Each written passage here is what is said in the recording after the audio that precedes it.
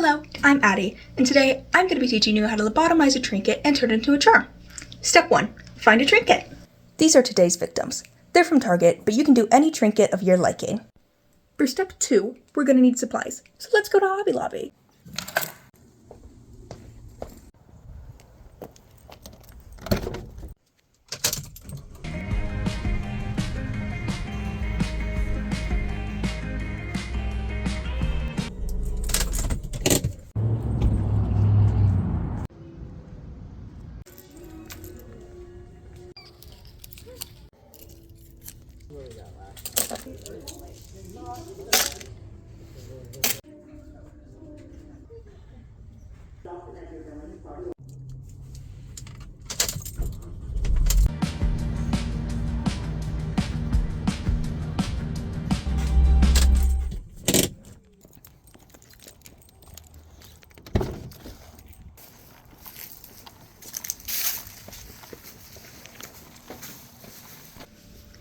For step 3, you're going to want to find a drill and learn how to use it.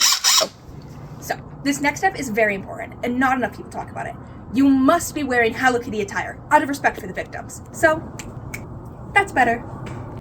So now you're going to want to mark a hole on the top of the victim where you're going to drill the hole. Always start with the ugliest one, that way if you mess it up, it doesn't matter very much. Now you're going to drill a very tiny hole into the top of their head, just like they're a hysteric woman anytime before the 1950s. Now you're just going to want to rinse and repeat that process.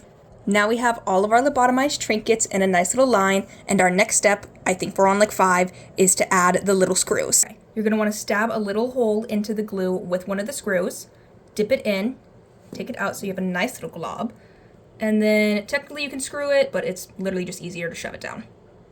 Ta-da! Now you're just going to do that for the rest of the line.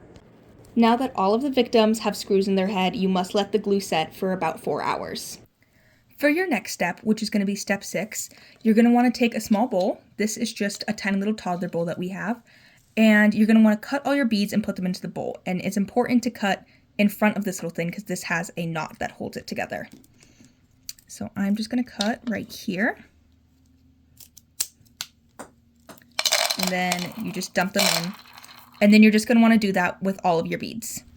Now it's time for step 7, which is going to be beading the trinkets. Now there's 2 ways you can do this.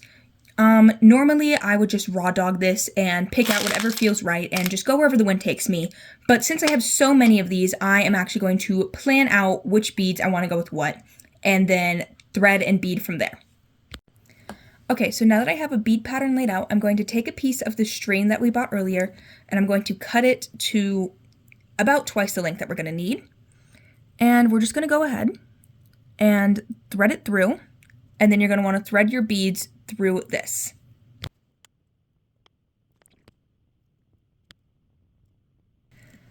As you can see, I have my buddy all beaded up and quite a bit of extra length in string. So I'm going to grab one of my clasps and just fasten it off.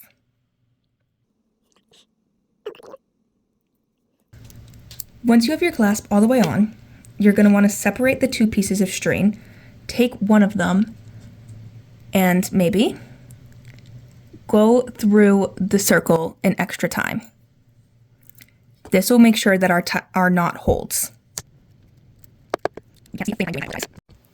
And just like that, you now have a beautiful charm that you can hang onto bags, clothing, whatever you want. And as you can see, it's pretty strong. It's not just going to fall off. It's not going to break. And it's gorgeous. So let's do that again. Okay, so I'm going to show y'all once again, this time with a prettier one. So you take your string, thread it through that little loop, and make sure that the ends match up. This is a little difficult because the ends get all twisty and twiny, so I like to just snip them to make them even. And then as you see, I have all of my beads lined up, and I'm just going to start beading.